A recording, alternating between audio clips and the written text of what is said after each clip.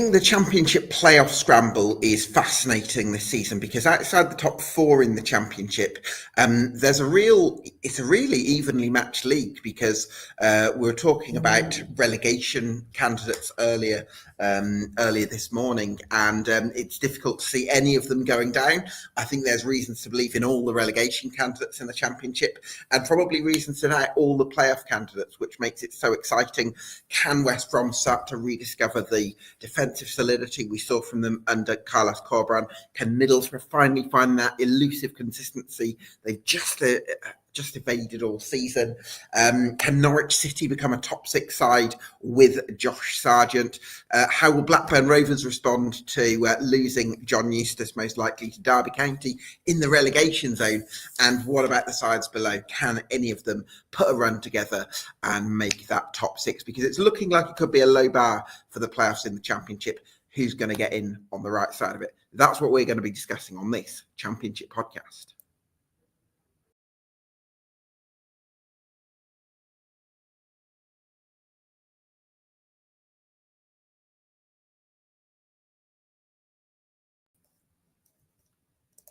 Yes, welcome along to EFL Debate. You can get subscribed to us on YouTube and on Spotify. And I'm delighted to be joined by my co-host in person, Mr. Ollie Mann of Sheffield United Way. How are you, Ollie? Yeah, I'm good. I'm a bit tired today. You know, we've been recording all morning. So for those who want to peek behind the scenes, we've been doing Sportsman Untitled this morning, where we've been talking about some of the automatic promotion race. A really good show, I thought. So please do go and check it out if you get the opportunity when it's released this evening. But I'm knackered, Gab, because I stayed up watching the Super Bowl way too late and I had to get up way too early. So for anybody who sees me drinking, the coffee is all that's keeping me going. Was the Super Bowl worth it? Massively, because I can't stand Kansas City and they got annihilated. So I had a lovely time watching it. I think it was great. I think the official term is stay humble, because I think it was that kind of lesson that was dealt out last night. But yeah, definitely worth it. Really enjoyed doing it. I've not been into NFL that long. It's only my sort of third Super Bowl, I think. But yeah, starting to be committed. And next year it's for the Bills. It's got to be for the Bills. I'm not sure I even know what sport Super Bowl is. Is it baseball? NFL. It's NFL. But what's NFL? Is it American football. American football. Okay, right, there we go. I've literally no idea. I can tell. I'm going to stick to the Championship. Stick to real football. Yeah, exactly. Yeah. So how are you seeing the playoff scramble unfolding, Ollie? Because there's lots of teams. I think we've got about 10 teams sort of lined up to discuss this evening. So quite a few. I suppose the headline four would be Blackburn Rovers because they're fifth. West Bromwich Albion because they've been up there all season. Middlesbrough because their ceiling is that high. And Norwich City because they're that good with Josh Sargent. Are we looking at two from those four? Or do you think it's wide open and there's lots of candidates below that could anyone have come in? Set me up perfectly, Gab, because I think it's actually going a bit wider than that for me. I think there's other teams in there who I've really got my eye on. Everybody will know I'm a big Sheffield United fan, hence why I have the ultimate anxiety and suffering that I am terrified that we will finish third and they, who will not be named right now, will finish sixth. But what, Voldemort, yes. So Voldemort's team are going to finish sixth, and that terrifies me. So we have to very much hope that's not going to be the case. Yeah. But I think actually the team I've really got my eye on is Coventry City. I'm really interested in what some of our contributors have got to say today. I think the upturn in Coventry's form has been outstanding. I think I've really started to see, I think it's probably variance that is now falling on their side rather than going against them as maybe it had done earlier in the season. But they're really looking like a team to me who can build up a head of steam. Before the season started, I had so much confidence as them as being a team who are ready to win now. I thought they were a team who'd be pushing for sort of that top four positions, to be honest. I thought with Mark Robins at the time, they were really going to be a team that went and really got it. I didn't expect Frank Lampard to be the man who actually made that switch. I don't have a load of belief in him. And yet what he's got that team doing, how they're playing at the moment, they're the dark horse for me. I think they're the team who might come in there and steal sixth while everybody else around them is just faltering. What I do like about Coventry is the options that they've got now in midfield and in attack due to both the signing of Matt Grimes and also the return from injury as well going forward. So I can certainly see your case. Well, let's get started. We've got a series of guest videos contributions. So I think what we'll start with is Blackburn Rovers because they're about to have their manager poached, it seems. John Eustace by Derby County of the relegation zone. So a bit of an odd one. This is what Ollie Collins of Jolly Ollie on TikTok. Yeah, get following him on TikTok. Here's what he had to say. This is Ollie Collins from Jolly Ollie BRFC on TikTok in regards to Blackburn Rovers' promotion chances for the remainder of the season. I think everyone's aware of the news that's come out quite recently that it's looking likely that John Eustace will leave Blackburn Rovers for relegation-threatened Derby County.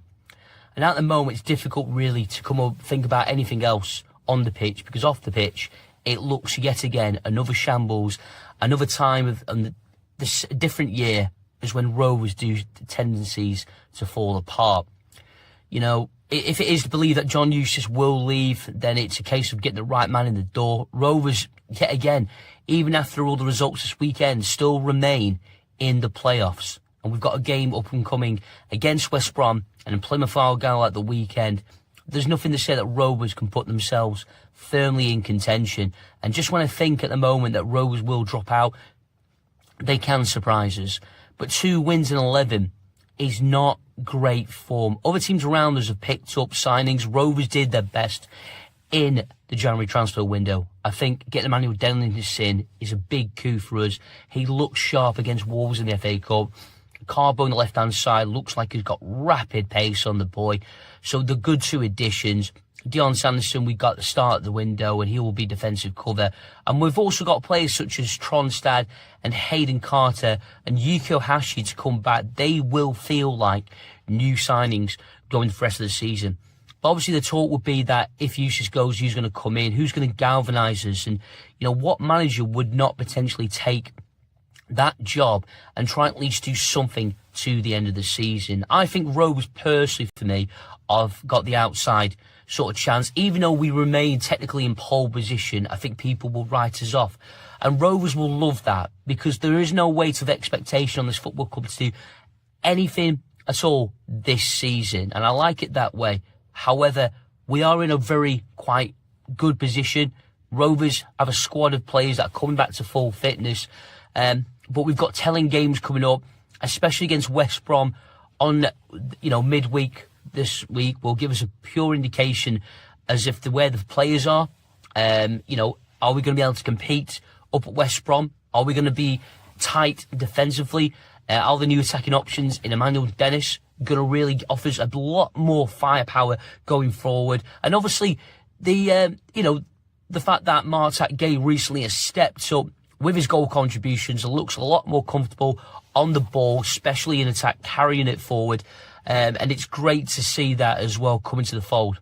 But Rovers, I would generally give us an outside chance of really getting playoffs. Rovers never been in playoff at the playoffs in the season. I think most Rovers fans would just love the thought of actually being into the playoffs, and then we could sort of tick that box for the coming seasons. But at the moment, I would generally say that Rovers have an outside chance of the playoffs, and merely it's just down to who we bring in to replace the potential outgoing John Eustace. Yeah, I think it's important that we don't write off Blackburn Rovers completely just because one man is set to leave, because they've certainly proven us wrong all season. So I think we'd be a bit of a numpty if we said, right, that's them gone. Because they have got Yuki Hashi and Sondre Tronstad, who many people had regarded as one of the best midfielders in the league to come back. They're still in the top 6. So I don't think it's season over for them. But at the same time, I feel like momentum is probably elsewhere at the moment. I think it's a massive thing to ask, even with a manager who I believe is genuinely up there in terms of the job that he's done at Blackburn, in terms of what we saw him do at Birmingham. I think he's up there with sort of one of those best managers in terms of getting the most out of his squad.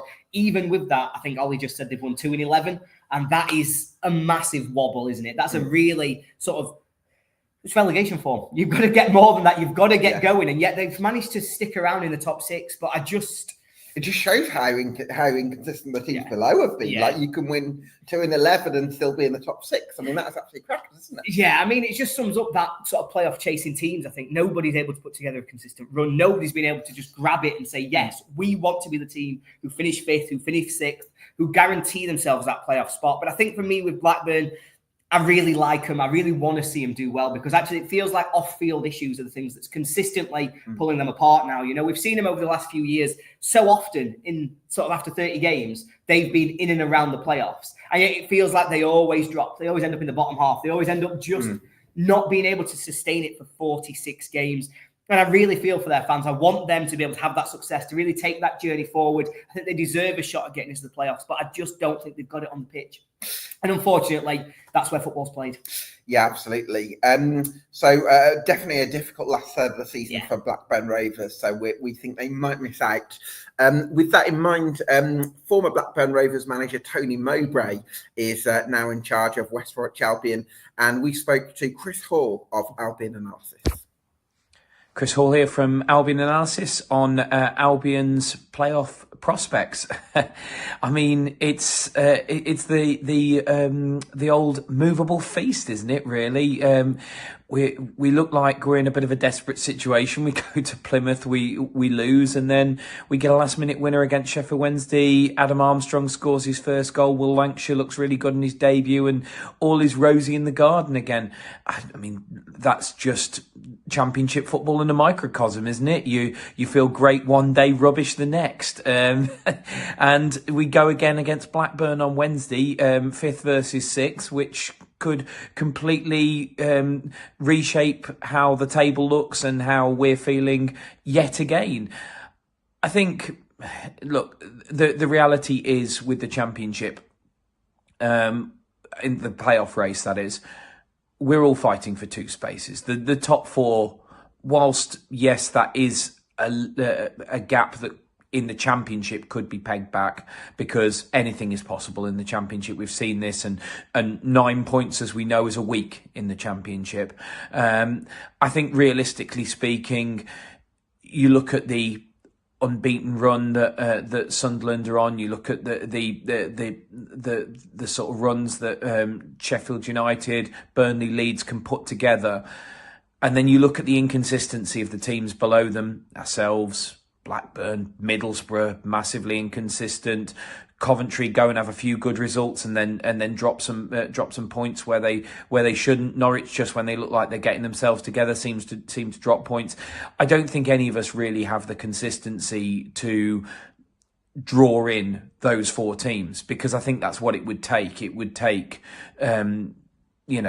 probably 8 wins from 10. And probably to draw the other 2 or something like that. Realistically, that's probably what it's going to take. And I'm not sure anybody outside the top 4 has a run like that in their locker, to be fair. So we're all battling it out for 2 spaces, which means we've kind of got to be the best of the rest, a bit like we were last season, to be honest with you. Do I think we've got that in us? Yes. I do. I look at us now with our forward options. If you'd said to me before the transfer window, did we have that in us? No, because I didn't see where the options were coming off the bench to win games, tight games. I didn't see where the goals were coming, and without Josh Maja until he gets back injured, and then we were relying on Daryl DK staying fit, which, as we all know, is we hope he will, but it hasn't come to fruition in the past. But now you add Adam Armstrong, Will Lancashire, potentially even Tamabani into the mix, who we haven't seen yet, and Isaac Price, who looks good as well. And suddenly we look a lot stronger. And I look around the division and I think, who else has got the kind of options that we've got? Middlesbrough have had a decent window, but they've also lost a striker, brought a striker in. Coventry have had a good squad all season, but I'm unconvinced by the manager. And Norwich, as I say, they look a good side, but then they are inconsistent. And then, Bristol City start to put a few results together and then get beaten by Swansea. It's typical Championship. I would like to think between now and the end of the season that we're already in the position of being 5th, which means we've just got to maintain the status quo, which means we've got to get the same as or more than the teams around us. Do I think we're capable of matching the results of the teams around us? It's not like we've got 7, 8, 9 points to draw in. Do I think we've got enough to sort of basically match all of those teams that I've just named? Probably. The one I'd be most worried about is Middlesbrough. I think they are capable. If I looked through the division and said who is capable of a crazy run like the top 4 could put together, probably Middlesbrough. But still, it takes 2 takes two to tango, as the saying goes. Takes two to overhaul us. There's 5th and 6th up for grabs. So even if Middlesbrough went past us, we could still finish 6th. I would like to think, out of the teams I've named, that we could be 2 of the best teams in this division. We've got one of, if not the best strikers in the league in Adam Armstrong. If he stays fit, sky's the limit. And Will Lancashire in there as well. And also we've got players coming back from injury, Shemi Ajayi, Josh Maja, Daryl DK, and we've got Tony Mowbray.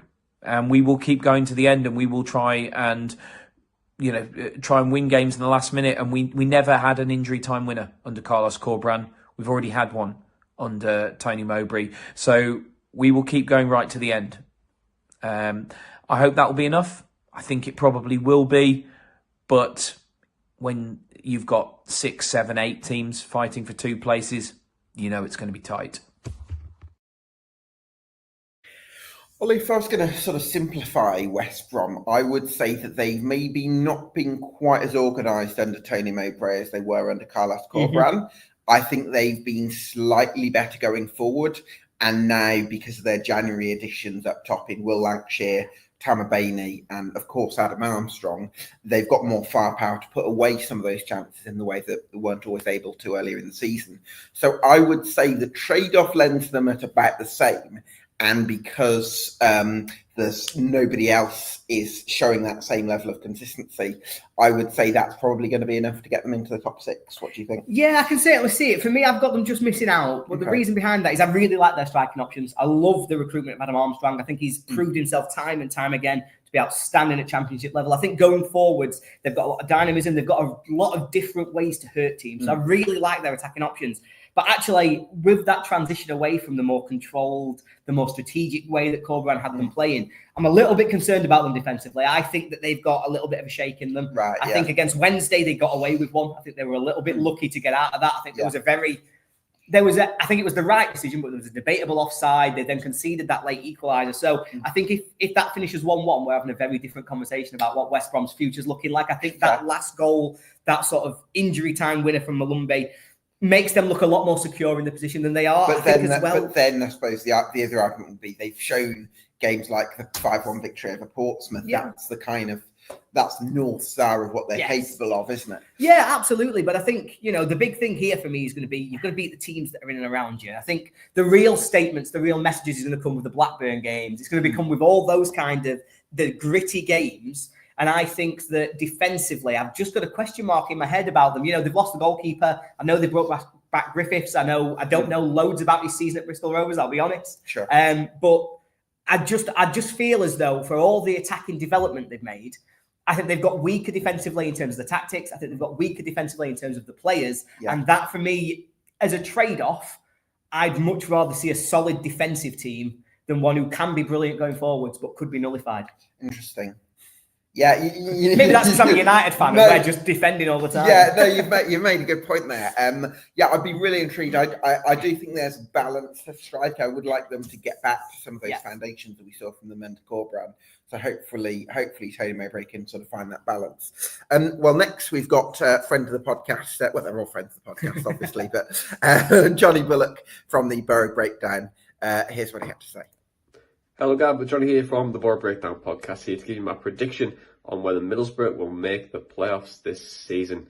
My short answer, yeah, I think we probably will. Where do I think we'll finish? Most likely 6th, which pretty much what I predicted at the start of the season. So if that comes off, I'll feel like a bit of an oracle. But on that note as well, why do I think we'll finish 6th? I think going forward, we have a lot of quality there. I think Illing Jr. coming in is that bit of extra what we just needed to get us over the line. Of course, we've signed Morgan Whittaker on a permanent, which I don't really expect him to hit the ground running as quickly this season. Iheanacho's came in on loan, of course. George Edmondson and Ryan Giles and Mark Travers have really been those big signings as well, which have helped us or will help us in the coming games. But I don't really think, Gab, that we're good enough to go up this year. We are massively inconsistent, as you're most likely aware. We're giving away too many chances from our own doing, and now fans are starting to feel very apathetic about it all. Nothing's really changing. We're still making those big individual errors. But it has to improve, and if it doesn't improve, that Borough will pretty much finish outside the playoff places, and it will be a failure. It will be a big failure for Borough this season if they don't do it. Yes, no, I appreciate we have lost Emmanuel Laff, but Tommy Conway is more than a good enough replacement for him. And we still create plenty of chances. I feel like you've got to be a bit of a bad striker not to score in Borough's system right now and how they create many chances. And I feel that kind of influenced how it went in the transfer window as well by bringing in more quality out wide and up front as well. But will it be good enough? I think time will tell. Do I really, really believe that we'll go up? No, I don't. Playoffs will be sixth and Burnley will put us out of our misery. But Gab, thank you so much for having me on, and I'll speak to you soon. Top man, Johnny. Thanks for coming on. Ollie, you've got a hot take on Middlesbrough then, have you? Yeah, I'm really annoyed at Middlesbrough, to be honest. It's one of those things where, and I know this sounds ridiculous, so I'm going to preface this. They play United midweek. They're playing us on Wednesday at Bramall Lane, and I fully expect Middlesbrough to come to Bramall Lane and beat Sheffield United. But that is papering over the cracks. I think Middlesbrough will finish in the playoffs, but I think their season is a massive disappointment. I think regardless of where they go from here, there's got to be huge questions being asked at that football club of the manager, of the players, because they have let themselves down. They should be so much better than they are. At the start of the season, I said they would push the top two all the way. We then went through 2 months at the start of the season where their XG, all of their underlying numbers were so much better. They were up there with Leeds, and yet consistently, they do not have the mentality. They don't have the formation, the tactical nous to get through games. They just allow other teams to come onto them. And I think so much of this has to come down to Carrick. I've got so many big questions because lots of people talk about the great job he's done getting Borough into some of these positions. But actually, everybody knows what Borough's problem is. Every single person can see that defensively, they make too many rudimentary, amateurish mistakes. They've conceded comedy goals. They just make the same mistakes time and time again. Your job as a manager, as a coaching team, is to make a football team better. You are there, you are paid to hide all of the cracks. That's what all the successful teams are doing this season. Yeah. Leeds have got a problem with Meslier, so they just don't let the other team shoot. Burnley have got a problem going forward. So actually, let's just make sure we never concede a goal and we only ever need to score one. United have had so many injuries and difficulties, and Wilder has found a way to make us effective in winning games of football. They've papered over all of the cracks, all the things we're not very good at have been hidden by good tactical and managerial development. Borough have done the opposite. They've exposed themselves time and time again. And I just think it's stupid. And I think they should have been so much better than they are. They've got a fantastic squad. And at times they can look like the best team in the league. Their ceiling is up there with Leeds. They are better on their day than United, than Burnley, than Sunderland. It's just that every time they go out there, you never know if they're going to be brilliant or if they're going to just chuck one in because they fancied it that week. And I just think they should be so much better. And we're talking about them as if finishing fifth is a decent season. I don't think it is. They're going to finish 20 plus points off the automatic promotion places. And that's massively underperforming. It's just not good enough from them. I think the other factor here is I'd probably be more, I'd give Middlesbrough more leeway if this was Carrick's first or second season, where he's been there a long time. It's like you're consolidating a style and you're focusing on that more than those extra little. But I think because he's into technically his third season, I think by this point you've got it's a time where it's like, right, let's iron out all those little those errors and let's get those fine margins right. We've got the style, but we just need to sort of fine tune things. I don't really see that from Carrick. The fact that we're talking about them as if they might not make the playoffs is ridiculous. There is no excuse for them not making the playoffs this season. They are comfortably, with the squad, with the way that they can play at times, they are comfortably one of the best 4 teams in this league. And yet consistently, they allow themselves to be exposed and are now at risk of not making the playoffs. And I think that is just ridiculous. And I think somebody somewhere has got to try and explain what has gone wrong at Borough, because that's just not good enough for me. I do think you have to give Carrick some credit for this high ceiling, because that's you've got to say that he's been part of that process as well. But then there comes a time where you want a little bit making more. your team look like the best team in the league, 1 in 4, don't mean anything. You've got to be the best team consistently. You've got to be able to make your team have repeatable patterns of play, repeatable structure, and repeatable results. You've got to be consistent. And if you can't coach that consistency, then unfortunately, however good you can be on day 1 doesn't matter, because everybody knows you're going to chuck one in and lose a game that you shouldn't on day 2. And so they've got to find a way to be better than that. It's one of them things where, as a United fan, I'm delighted, because I was so worried about them I really thought they were going to be the team that chased us down, that beat us into second place, and I expected that from them. So I'm delighted for my team that we're not having to compete with them. Yeah. But I think just as a fan of the Championship, as a fan of sort of watching football and the way that these things work, I'm disappointed. I feel like I wanted to really like them, to really get behind them. They're exciting to watch, and yet they just keep letting us down. And it's really annoyed me. I should invite you onto the bar breakdown. No, tell me about it. And I love Johnny. I love Johnny and the team. I absolutely love him, and they'll think that I've gone insane. But it's just one of them things that's got right on my nerves because I want to see them be brilliant because of how good they can be. And I'm so disappointed and frustrated that they're not there. Yeah, certainly from a neutral perspective. So, Bristol City, can they take advantage of the slip-ups? Brilliant. Don't worry about the video. I've answered that one for us, Gab. Oh, brilliant. Right, okay, well, anyway, even though Ollie's just ruined it, this is what Annie Rish of AH Robins Talk had to say. A playoff push then, Gab. I mean, it's going to be really difficult from a Bristol City perspective to kind of mount and sustain any sort of playoff push from now till the end of the season. We've just not been consistent enough throughout the course of this campaign. Not many teams have that are in this playoff race, evidently, but I think it's going to be really difficult for Bristol City to actually sustain that. With quite light in the squad after January. We didn't strengthen at all and actually got a little bit weaker in some areas. So it's difficult. It's going to be difficult for us to sustain it. We're banking on our home form, which has been really good lately, despite that, defeat to Swansea yesterday. By the time, hopefully, this time comes out. But yeah, it's going to be really difficult for us, I think, for us to get in there. And a little part of me understands that actually a lot of the reason this is so open and there's so many teams involved in the fight for finishing 5th and 6th is because of the fact that the standard is quite low towards the top end of the Championship. 5th and 6th is the top 4 running away with it, aren't they? But the 5th and 6th places are quite open, and that's the only reason I think a lot of teams are in here, including Bristol City. So there's a little part of me going, are we? Is the league table suggesting we're better than we actually are? I think we're at the start of something. We're not the finished product, and even if we did get in there, whoever gets in there really going to be massive underdogs for whoever they play in 3rd and 4th, whether that's Sheffield United, Leeds, Burnley, or Sunderland, whoever it is. It's going to be really difficult for whoever finishes 5th and 6th. So yeah, I think it's going to be incredibly difficult. Gab, don't get me wrong. I mean, I would love it. I'd love for us to actually get in there, but there's an element of, are we good enough away from home? Are we good enough for the rest of the season? We've still got some home games against some of these sides that are in around us: Middlesbrough, West Brom, Norwich, who are probably the 3 kind of favourites at the moment to get in there. We've still got to play Millwall and QPR away from home, and then we've got 3 trips against some of the top 3 middle.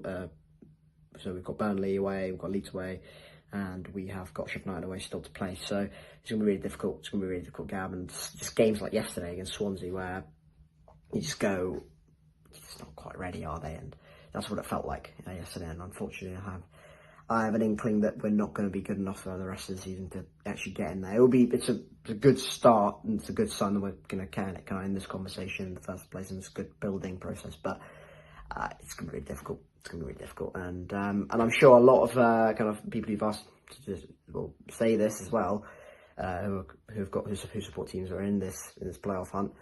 But if you go on a run, you go in there ultimately, because that's what the evidence so far has suggested. But someone surely has to kind of pull away a little bit. I'm hoping that's us. I doubt it will be, but I'm hoping that's us. But there's also kind of an element of, whenever we have a big game, Ashton game in particular, we just don't turn up. That was the case yesterday. We could have gone to the top 6 if we'd beaten Swansea, who are really poor, run of form, and just didn't turn up and stuff like that. Just fill me with too much hope of us, turning things around and actually getting into the playoffs is just going to be really difficult.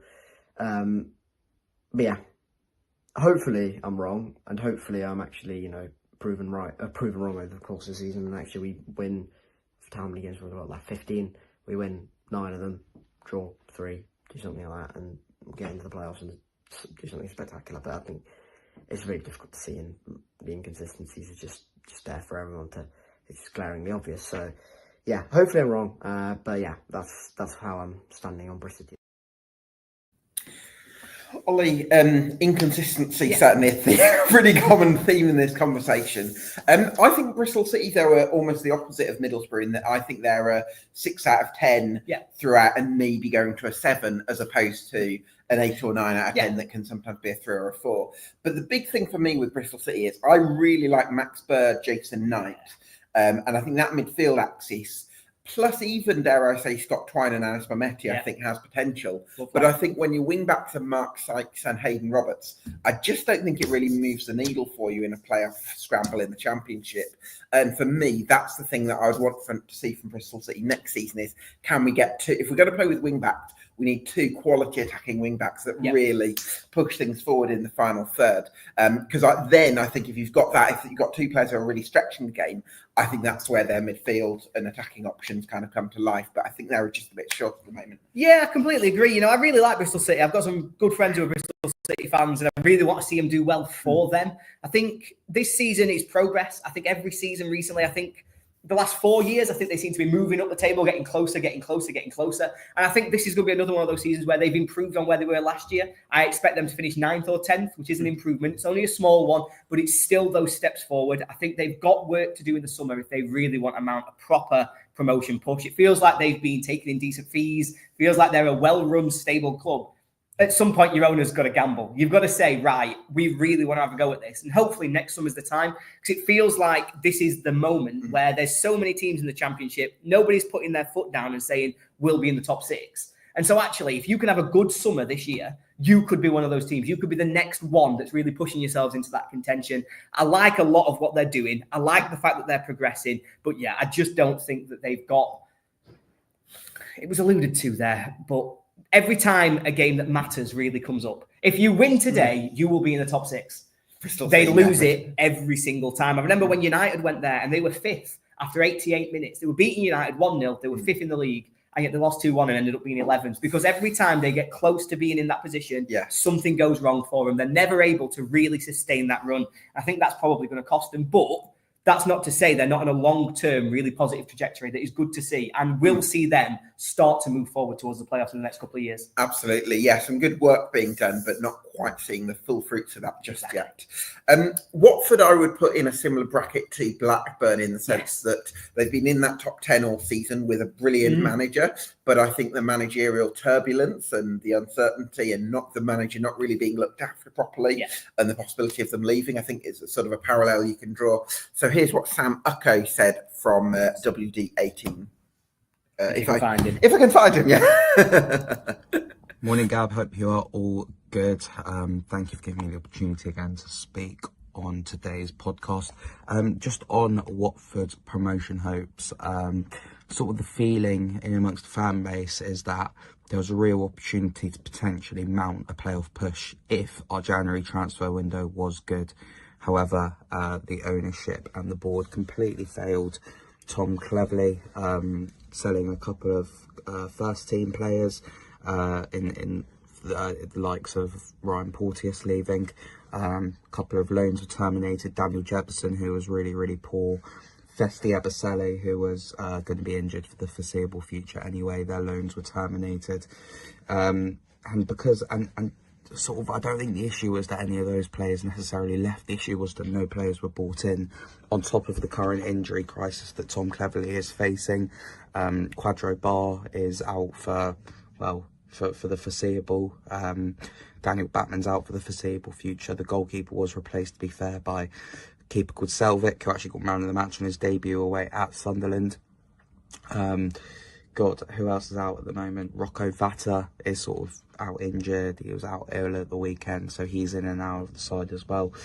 And to be honest with you, this team just really, really needed that extra boost in the January transfer window. Vacuum Bio hasn't been cutting it up top.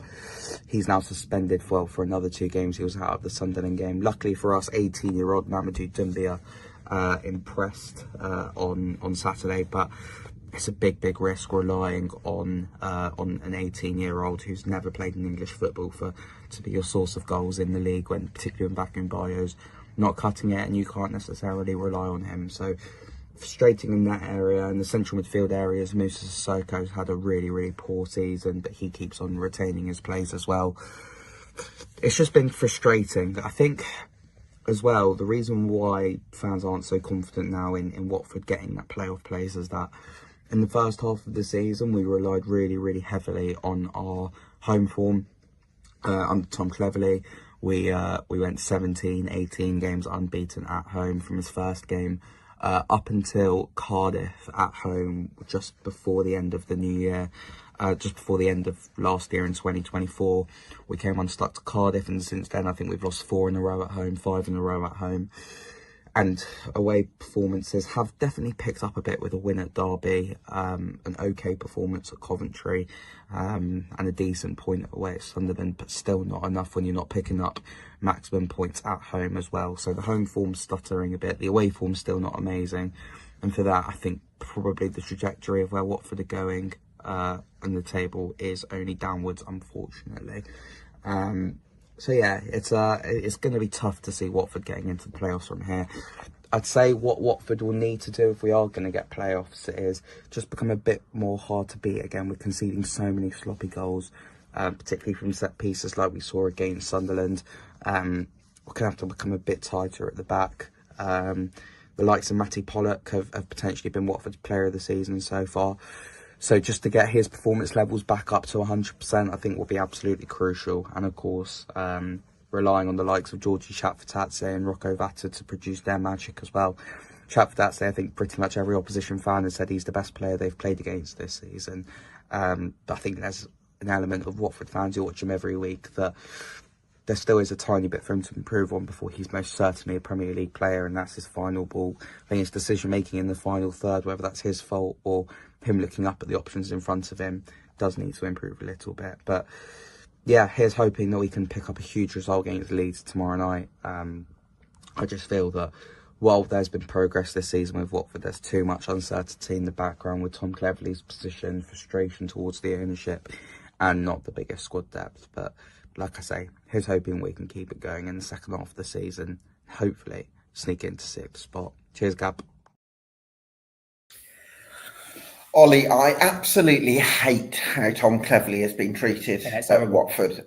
He's done a fantastic job. He's a club legend from his playing days as well. So, I mean, that's one factor. But he's done a brilliant job. He's put together a competitive team. It's an imbalanced squad. There's still weaknesses that they're sort of still getting around. I really would love to see Tom Cleverley have the chance to really try and build something at Watford. But it's just not going to happen because...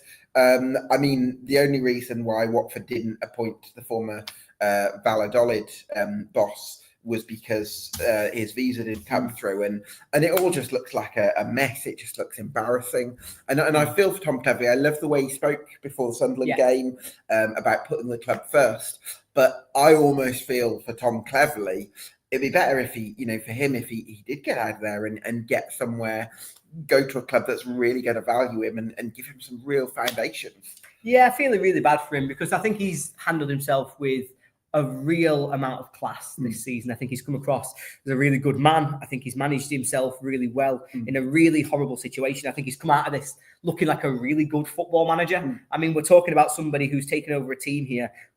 Loads of people were predicting them to be towards the bottom of the league at the start of this season. Everybody had them down in that relegation dogfight. Whether you had them below the line, just above the line, everybody thought they'd be down there. Yeah. He's got them in playoff contention, playing consistently, really effective football, winning so many games, making sure they're always in games. And so to be as disrespected as he has been by the ownership is really, really wrong. And it's one of those situations where I just think everything that's wrong with football is summed up by the situation that Cleverley's found himself in. I think ultimately the squad themselves aren't good enough. I don't think they're good enough to get sort of into the playoffs. I think their home form falling apart the way it has done since that defeat to Cardiff that was referenced is a real shame because that was where they were so strong and it was really driving them forwards. I think it's a successful season regardless of what happens between now and the end. I also think that Tom Cleverley will leave regardless of what happens between now and the end in the summer. And I think he should leave. Almost whether it's the board's choice or whether it's his, because he's not going to feel wanted, is he? No, exactly that. And he should leave with his head held high and with his reputation massively enhanced, because he's done a fantastic job and he deserves the opportunity to go somewhere that's stable, that's supportive, and that gives him a real opportunity to kick on in his career. Because, yeah, it just feels a bit wrong to me what's happened so far at Cardiff. But, yeah, ultimately for this conversation, sticking to what's on the pitch, I just don't think there's enough there for them to be a team that's really going to go forward and make it into that top six. Word on Kwadwo Bar, Ollie. Is he somebody you'd be interested in at Sheffield United? If not to annoy Watford fans watching, but yeah, certainly he's a fantastic footballer, and I think particularly locking down the wings. When we played against them, obviously Chekhtadze takes all of the plaudits. You're always talking about this progressive ball carrier who's able to beat his man, who's always capable of taking you from one end of the pitch to the other, starting to sustain pressure on the opposition. I think if there's one criticism of Chekhtadze, it's that he's missing that final product. So many times he gets into fantastic positions and his final ball isn't there, his finishing isn't there, he just misses that final piece of the puzzle. And that's where I think Barr comes into his own, because I actually really like the way that Barr drives forward, but also I feel like he's the chance creator. I feel like he's the one who really does sort of have the end product, who's trying to drive them, who's going to create the goals, who's going to really be the difference maker in those really tight games. So certainly he's somebody who I think will be looking towards the Premier League. I think he's had a fantastic season, a bit of a breakout year, really. And so with his age profile, yeah, he's certainly somebody I'd want to be looking at. Yeah, do you know what I really like as well is how cleverly he's built the team around ball carriers, because Chekhtadze's great at it, Barr's great at it, Festi Bosele even as well. Like they've got some really good players in that department, and it's like if you've got that skill set, why not use it? Yeah. Like, don't try and force players to do things that they're not very good at. And I think that's where I've been really impressed with Cleverley from an adaptability point of view. Well, what I'm really looking forward to hearing from Connor Southwell from Pinken. Your pick. Absolutely, yeah. Norwich City, can they finish in the top six? Well, this is what Connor had to say. Hi everyone, Connor Southwell here from the Pinken. I cover Norwich City on a daily basis. Gabs very kindly asked me to produce a video talking about why Norwich City might or could make the playoffs. It's obviously quite the race at the moment. Norwich City on a good run of form themselves. They've taken 7 points from their last 9 available, and obviously at the weekend it was a frustrating, probably 1-1 draw with Derby County at Carrow Road, ahead of obviously welcoming Preston. I think, and that's probably the place to start really. What does go in their favour is probably the run of fixtures they've got between now and sort of April time really.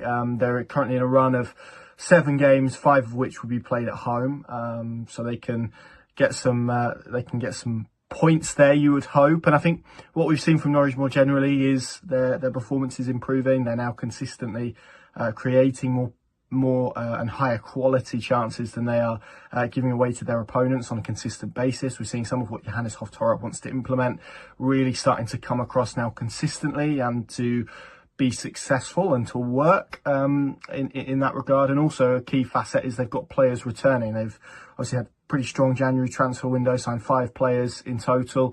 Matej Jurasek, was the main one of that. Lewis Dobbin on loan from Aston Villa.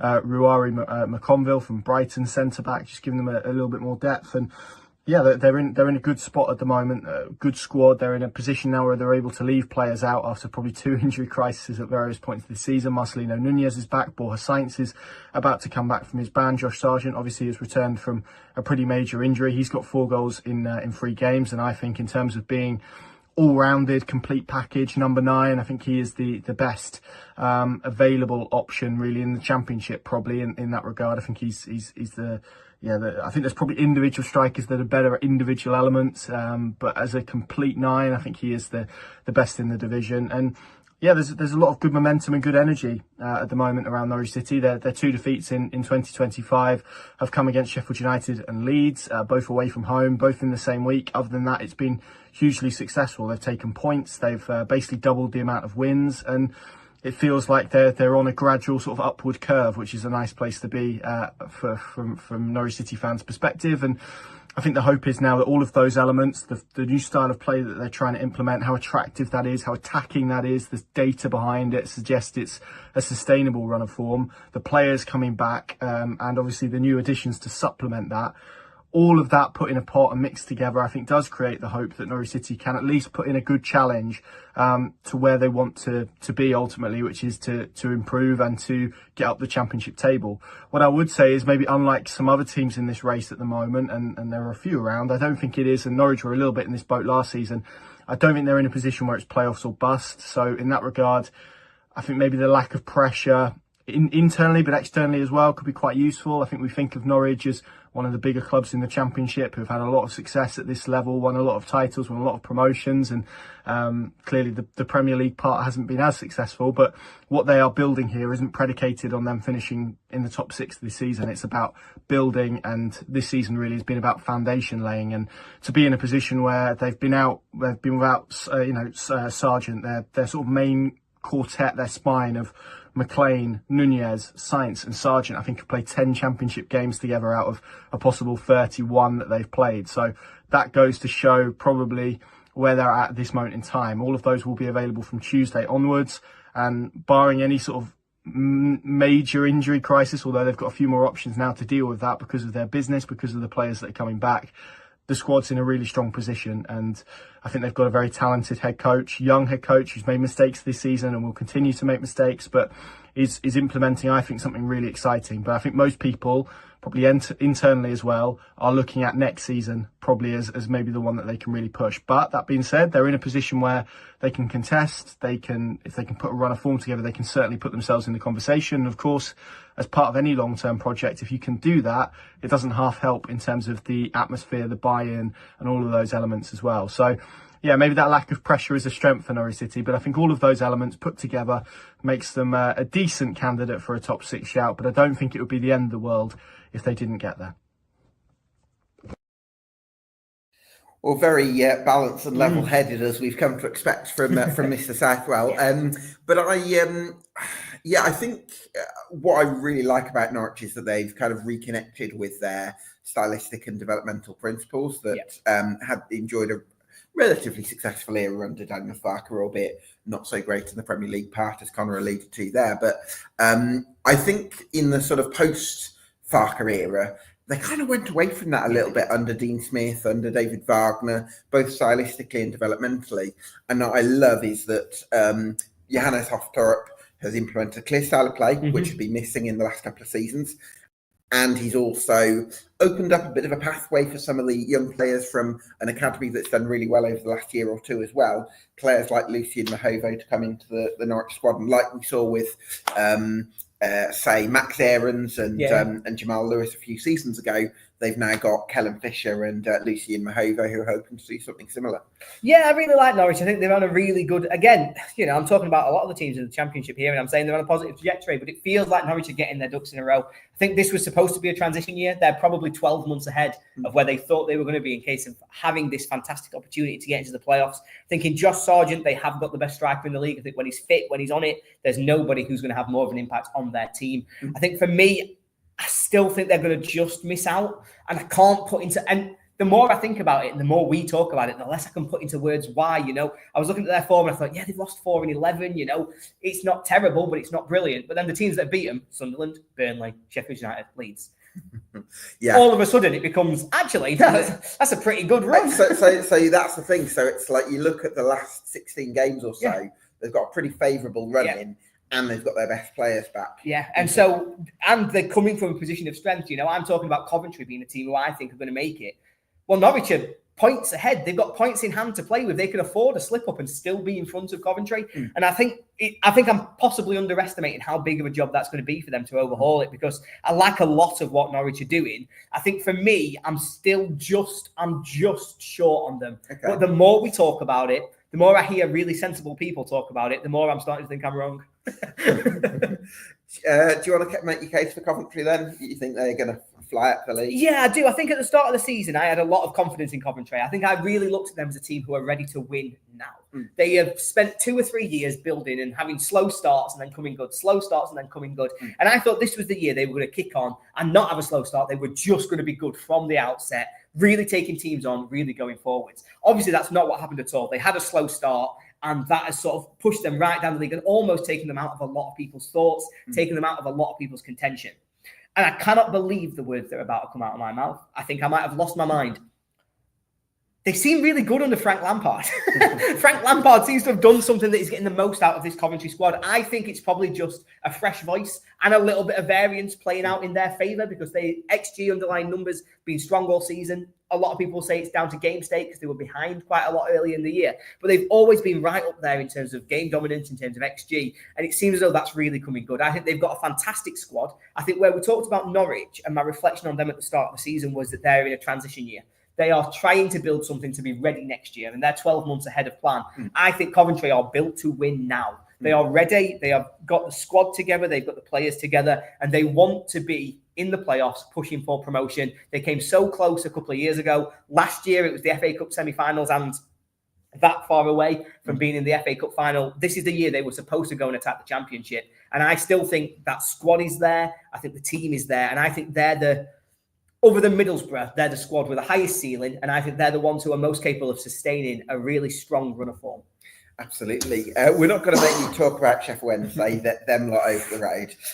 But I think what I will say, just to touch on them, is I think brilliantly coached, as we've talked about on this podcast many times. Yeah, I mean, so well coached. I hate talking about them. I hate giving them any credit, but my God, are they well coached? Yeah. They've got obviously one of the top prospects in terms of managers in the league. I think he's somebody who's going to go and manage at a very, very high level, Agreed. possibly on the continent, because it seems more likely he's going to get his chance in the Bundesliga or somewhere else. But yeah, the way he's transformed Wednesday around is incredible to see. And, you know, taking emotion out of it, it's a fantastic story and a fantastic journey that they've been on the last sort of 18 months. It is. At the same time, I think that the issue Wednesday have in terms of the top six is number one. I don't know whether to go with A's or ones. A1. A1, yeah, the Naughties pop band. Where was I? Yes. So, they've got a rick in them defensively, and B, I don't think they're super clinical in attack, and I think they can get away with one of those problems and still get the top six. I don't think they can get away with both those problems. So as brilliant as I think Danny Royal is, I don't think personnel-wise they're strong enough to make the cut. I think ultimately I reflect on Wednesday in a similar way to how I would reflect on QPR and Bristol City, in that I think actually they're benefiting from the bar for the playoffs being quite low this season. Yeah. I don't think it's a high number of points you're going to need. Obviously, the teams who we look at as being the better teams aren't able to put together a consistent run of form. I think in a normal season, and I mean this with absolutely no disrespect, because I really do rate what Roll's done, how Wednesday have put together their run, how they've come together the last 18 months. But in a normal season, they're probably sitting 6, 7, 8 points away from the playoffs. And you're saying it's a comfortable mid-table season. It's a lot of progress and they're doing really well. The reason they're able to look upwards is that Norwich, Middlesbrough, Coventry, they've all had these crazy runs where they've just not picked up any results at all. And I think that's lowered the bar to allow teams like Bristol, like Wednesday to be at Bristol City, to allow teams like Bristol City and Wednesday to really have a look in, to really start to think that they can have the chance. But I don't think they're ready. I don't think they're a team who are really at the standard where you would want to be looking at them as a promotion candidate. I think it'd be very early in terms of their development. They need another couple of transfer windows. They need some investment from Chansiri if he's willing or capable of doing that and not just exploding and, you know, cutting his own legs off for a laugh. But I think there's a real opportunity there for them to have long-term development. This season feels way too soon, though. And I think it's my ultimate fear is that we play them in the playoffs, because I think we will finish probably 20 to 25 points above the team that finishes sixth. And if they beat us in the playoffs, it'll be the worst thing that's ever happened in the history of the universe. So I'm convincing myself that's not a thing. Absolutely. Yeah, I think for sustainable progress as well, I think they need to take over, but we could do a whole podcast on that. Yeah. I know we've got to finish pretty close to 1 o'clock. So we'll kind of rattle through Preston North End and Millwall, their outside playoff prospects. Hello, hi everyone on Gab's football show. My name's Ollie, if you hadn't known from the Butt Pipe podcast, and excuse the incredible decor behind me, the nice pink room is back again. And Gab's just asked me just to give a quick video just to explain North End's playoff opportunities this season. I'm going to try and keep it as short as possible. In truth, we've known this season was probably a bit of a write-off from probably the first game with Ryan Lowe leaving. Paul Heckingbottom's coming, he steered the ship where, you know, a couple of us were probably even thinking of relegation potentially. But he steered the ship. We're now, I think, about 9 points clear of relegation. So as long as that maintains, that's the main focus, to remain in the league for next season and allow Heckingbottom, you know, the summer transfer window to properly rebuild his squad and bring in enough people for what type of style of play he wants to implement at North End. I think actually, weirdly enough, North End don't notoriously go for cup competitions, but now here we are in the 5th round of the FA Cup, so I think a lot more focus will be going into this, big 5th round game, dependent on who we get tonight and the draw, so to speak, and who knows where it could take us. Hopefully a bit more money in the transfer kitty come summer, but for this season, I definitely don't think we're going to be anywhere, well, maybe near the playoffs, potentially pushing for top half, but I don't think we'll be getting, within a sniffing distance of the top 6, but I definitely don't think we're going to be going down either. I'm going to say we're going to return back to our nice little home within 11th to 14th place, where we are every season, and I expect that to probably happen fairly soon. I think we'll probably just remain here for the remainder of the season. So yeah, a write-off of a season in February isn't probably the nicest thing to hear as a North End fan, but I think we've got to just accept it because there's a big summer coming. Peter Isdell said there's going to be 10 players coming in potentially. Could be looking at losing Milutin Osmajic for, quite a decent fee. I think the club are looking around about 9 million. So if we're allowed, 9 million plus, the extra money on top of that, then it's going to be a really big summer. You're looking at 10, 11 million pounds spent on players by Preston North End, which is unheard of, so to speak. So, yeah, right off in February. Still got a bit of the cup fever. Hopefully we carry on our charge, and who knows, we may win the FA Cup again. But yeah, I think we definitely won't go up. But fingers crossed I don't jinx this. We definitely won't go down, and I'm going to expect North End to finish between 11th and 14th this season again. But cheers, Gab, for having me on, and enjoy the rest of the show. Hi guys, Ben here from Chat with Chaps. If you don't know who we are or haven't come across us before, we are a Millwall podcast. Everything we are doing this year, all the profit that's made from our channel and shows is going towards cancer research. So yeah, if you haven't come across us before, do go and have a look at us on all the usual social media outlets. In terms of Millwall's playoff chances, look, if you'd have asked me this the halfway point in January, having just been beaten at home by Hull, drawn 2-2 to Cardiff after being 2-0 up, I probably would have laughed. And I think we were starting to look down rather than look up at that point, or I certainly was. Those two performances were pretty bad, pretty average for us, and obviously 2 home games that you'd probably look at and want to try and win. As I say, those performances weren't very good and were worrying. We then went away to Hull, to Pompey, obviously recently beat QPR, and obviously a fantastic result Saturday in the Cup against Leeds. And yeah, what a difference a couple of weeks can make. We're now starting to see a lot more of Alex Neil's patterns of play, how he wants the Lions to perform. The January transfer window was absolutely excellent. There's a real buzz and feel-good factor around the club again now. It's been a bit of a strange season as a whole. The Neil Harris situation was certainly an odd one. There was clearly a bit of a power battle going on.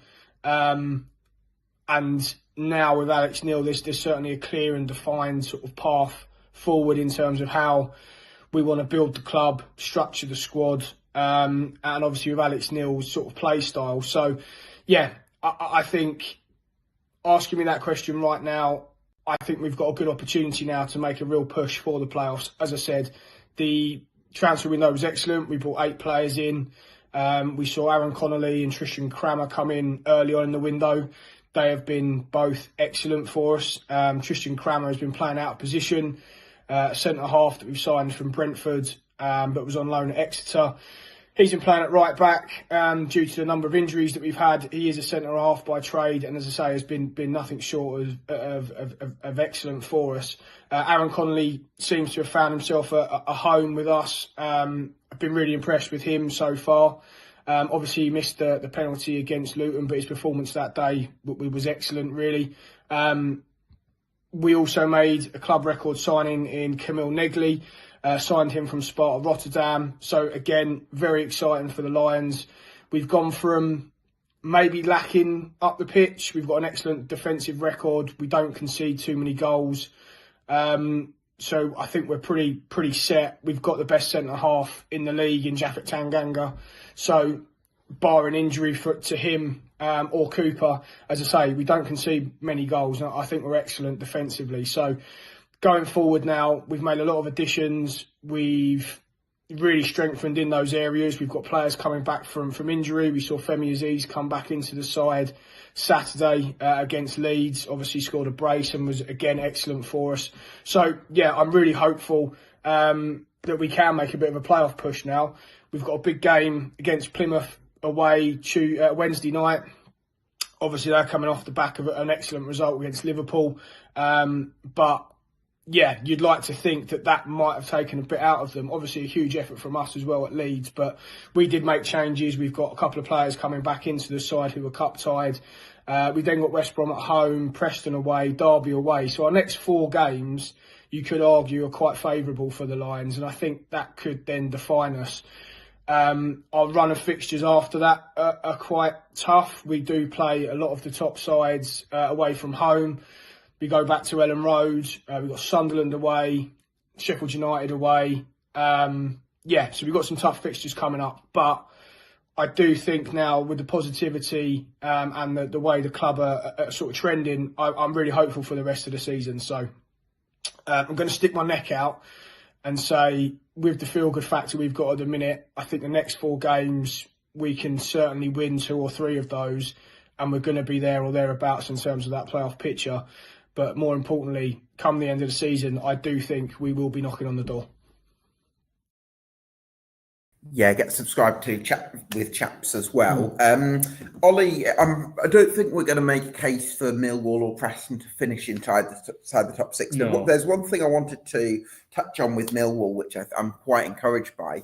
If I look at their recruitment this January, Aaron Connolly from Sunderland, Tristan Kramer from Brentford, AJ Matthews from Middlesbrough, Luke Cundle from Wolves, Camille Negley from Sparta Rotterdam, Benicio Baker-Boatley, that's a great name. Cracking name. Isn't it? Triple B. Triple B, brilliant. I don't know if there's any Triple B names in football before one for the trivia. Zach Lovelace from Rangers and Zach Sturge on loan from Chelsea. All of those players, other than Aaron Connolly, who's 25, are under 24. And there's just one loanee in there. So basically, what I'm really excited about is Millwall. This is a club now that's thinking about the long term, because as much as I'm a real admirer of Neil Harris in terms of his old school methodology and getting players, getting in street fighters and warriors, and that can make Millwall give them a real sort of siege mentality. I also think that this is a club that needs to evolve, maybe not as radically as they did previously with Joe Edwards, but certainly a little bit in terms of bringing in players that can really grow with the club. And I don't think it's something that Millwall have done well enough for a club of their stature, relatively speaking, at this level. So that's one thing I'm really excited in. They're investing in long-term assets, and I think that's a positive step under James Berylson's ownership. Yeah, no, I completely agree. And I think as well, being situated where they are, if you're a London club who's not one of the elite clubs, there's so many opportunities for you to be able to pick up those sort of second level of youngsters, the ones who aren't going to make it at Arsenal, but are going to have a very good career. You're perfectly situated to do that. I think it's what they've done last summer with Tanganga as well. Yeah. I can't overstate how good I think Japhet Tanganga is. The words weren't happening. The words just weren't wording, Gab. Well, I think he's a fantastic footballer. I think, that was correct where he's one of the best centre-halves in the Championship at the moment. I think he's going to go for massive money in the summer. I think somebody's going to spend a lot of money bringing him sort of to one, maybe to Bramall Lane, but who knows where it will be. And so looking at the profile of players they're bringing in, looking at the way they're structuring their recruitment, they could do really, really well out of this money. Obviously, they've just made some off Roman Essa as well. And again, it's just a club. and I've said it, everyone will be annoyed at me because I'm annoyed at me. But they're a club on a fantastic upward trajectory. Not everybody can get better every year. There's going to be seasons where things fluctuate a little bit. So maybe next season they might dip a little bit, losing Tanganga, waiting for these young players to develop, for them to turn into the players that we know they might become. And yet, long term, that all feels like they're pushing in the right direction. They're doing the right things. They're a forward-thinking club now. And I think, I really respect and rate the job that Neil Harris has done. He was getting more than the most that you could expect anybody to get out of this current squad of players. And yet, I feel like moving away from that, the evolution of Millwall into this sort of next phase of what they might be is really exciting for them and for the club. And I also think there's this kind of the middle. You always look for the middle ground. You want to stay loyal to the core principles of the club. You want to evolve and move things forward. I think they've hit the green spot on, when you take a free kick on FIFA, the green spot. I think they've hit the green spot perfectly with Alex Neil. So really excited about that from a long term point of view. Likewise with Preston North End with Paul Heckingbottom at Preston North End. I can talk today. No, I don't know what's happened to us. His words have just gone. Do you know what it is? We've been doing this now. We did an hour for the sports. We'll do an hour for this. I think what would happen is both of us have just run out of any kind of sense. Absolutely. 7 defeats in 28, by the way, for Preston North End under Paul Heckingbottom, which is... unfortunately, I think there'll be 7 defeats in the next 8 because we've got an absolute horror run of games. And I think it's been fantastic, the impact that Hecky's had. Fantastic to see him doing well as well. I really have a lot of time for Paul Heckingbottom. I think the way he conducted himself, the way that he managed Sheffield United was outstanding. I think he came across as a really good man who deserves success wherever he's going next. I do think that there's probably a level where he's going to get found out. I'm not sure he's the man who's going to progress you to the next level. He's more of I'm going to get par. I'm going to deliver par for the course, which I think for Preston is probably 13th, 14th at the moment. But I'm really worried about this sort of run of games they've got coming up in front of them. They need to not get bogged down in that. They need to pick up the odd points where they can and then kick on again for that last sort of 10-game run. Yeah, because you could look at the 7 defeats in 28 and think it's momentum for a late playoff charge, but you could also say and think they needed that return ahead of a tough run of fixtures and B, probably a high points total required for survival. So probably the more pessimistic way of looking at it is the better one. Well, I think that just about wraps it up. Lots of rest. I know, exactly. Lots to get through. Ollie, great to have you on the podcast. Always a pleasure, Gav. Well. Always a pleasure. That was brilliant. Anyone who think we practiced that was lovely. Absolutely. Thanks to you for watching at home. Get in your comments below. Let me know who you think. Words again. Let me know who you think will finish in the playoffs in the Championship this season. And even better if you could get subscribed to us on YouTube and Spotify at EFL Debate. Thanks for watching. Thanks to all our video contributors. And we'll see you again for another Championship podcast next week. Cheers, everyone.